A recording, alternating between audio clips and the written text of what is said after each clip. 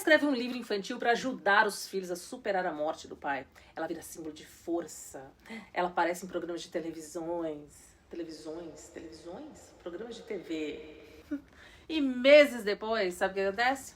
Ela foi presa pela morte do próprio marido. Quer saber mais sobre essa história? Vem comigo até o final desse vídeo.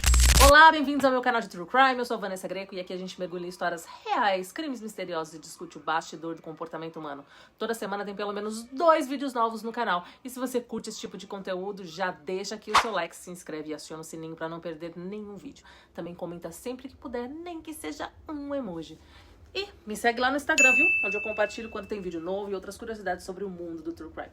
Além de casos mais curtinhos. E chega de recados, agulha na mão, respira fundo e vem comigo até o último ponto.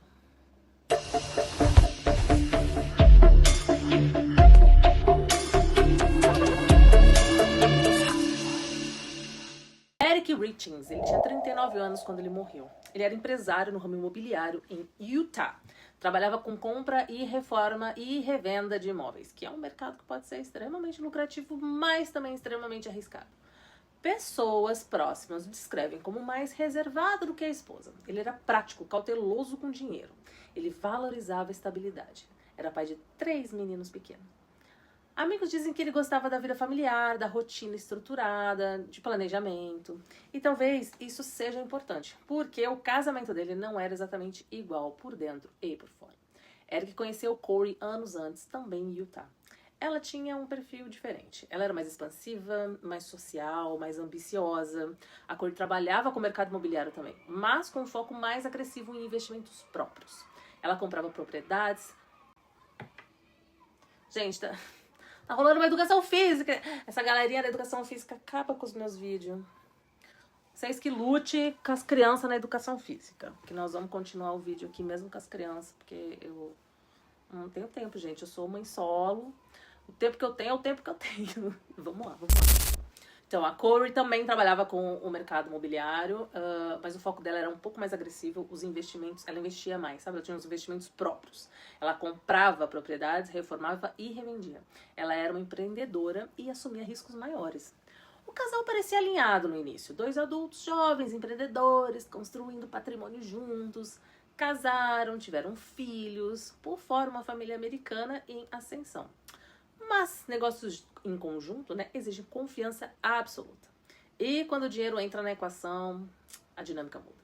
Com o tempo, alguns investimentos feitos pela Corey começaram a dar errado. O mercado oscilando, projetos que não venderam no prazo, dívidas crescendo. Documentos judiciais indicam que ela acumulava empréstimos e pressão financeira significativos. E aqui começa um ponto importante. Segundo registros, o Eric teria descoberto que alguns empréstimos foram feitos sem que ele tivesse total conhecimento ou consentimento. E isso teria gerado desconfiança, discussões, distanciamento. Eric tinha uma apólice de seguro de vida considerável. Segundo alegações posteriores de acusações meses antes da morte, houve tentativa de alteração na apólice. Mas vamos segurar isso, porque antes de qualquer acusação formal, houve uma morte inesperada. Março de 2022, o casal estava em casa e relatos indicam que celebraram a venda de um imóvel. Eles jantaram, beberam e foram dormir. Na manhã seguinte, a Corey disse ter encontrado o marido inconsciente na cama. Serviços de emergência foram chamados, mas o Eric já estava morto. Inicialmente não houve sinais óbvios de violência, parecia realmente uma morte natural.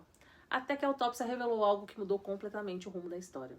Níveis letais de fentanil. A partir desse momento, a investigação deixou de ser médica e virou criminal. Eric não tinha prescrição, não havia histórico de uso, não era paciente oncológico, não indicava contato regular com opioides.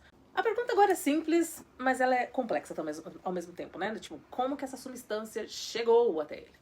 Os investigadores começaram a revisar a rotina nos últimos dias, mensagens, registros financeiros, ligações, compras. E foi nesse ponto que algumas peças começaram a chamar a atenção. Segundo documentos apresentados pela promotoria, meses antes da morte, houve uma tentativa de obtenção de fentanil por meio de um conhecido.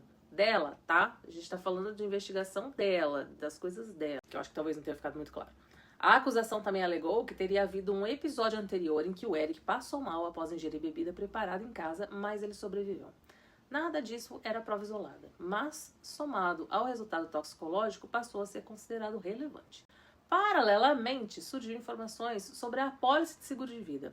A promotoria afirmou que havia tentativas recentes de alteração na apólice e discussões financeiras intensas dentro do casamento. Até aqui, estamos falando de alegações da acusação. O caso ainda não tinha uma prisão, mas o cenário estava se transformando. Enquanto a investigação avançava de forma discreta, a Corey aparecia publicamente como a viúva. Concedeu entrevistas, falou sobre luto e lançou o livro infantil Are You With Me?, que significa Você Está Comigo, e ela explicava que ela escreveu a obra para ajudar os filhos a lidar com a perda repentina do pai. O livro falava sobre presença espiritual, sobre sentir o pai mesmo após a morte. Para quem acompanhava de fora, era uma narrativa de superação. Mas nos bastidores, a investigação ela não havia sido encerrada. Em maio de 23, a Corey Richings foi formalmente acusada de homicídio qualificado e outras acusações relacionadas. Ela foi presa. A promotoria afirmou que tinha evidências suficientes para sustentar que o Eric havia sido envenenado intencionalmente. O caso segue no sistema judicial e até que haja julgamento, ela é presumida inocente. O que me chama atenção não é apenas o fato da acusação do envolvimento. É a coexistência de duas histórias acontecendo ao mesmo tempo, percebe? De um lado, uma investigação silenciosa e do outro, uma narrativa pública de luto, de força, de superação. Existe um fenômeno humano muito interessante aqui. Quando enfrentamos ameaças, seja jurídica, social ou emocional, algumas pessoas se recolhem. Outras ampliam a própria voz. Algumas acreditam que se conseguirem moldar a narrativa cedo o suficiente, ela pode influenciar como serão vistas quando a verdade completa surgir, entende? Isso não é um diagnóstico, tá? É um comportamento humano observando, muitos contextos. Se ela for considerada inocente, essa história será lembrada como um erro devastador de acusação. Mas se for considerada culpada, será lembrada como um dos casos mais perturbadores do contraste de imagem e de realidade, sabe? E a pergunta que fica é: quantas vezes a gente confunde exposição com transparência? E será que controlar a narrativa significa, de fato, controlar o destino? Bom, esse é o vídeo de hoje. Eu espero que vocês tenham gostado. E obrigado por terem ficado comigo até aqui. Esse vídeo chegou ao fim, mas ainda temos muita linha pela frente. Então respira fundo e vem comigo até o próximo.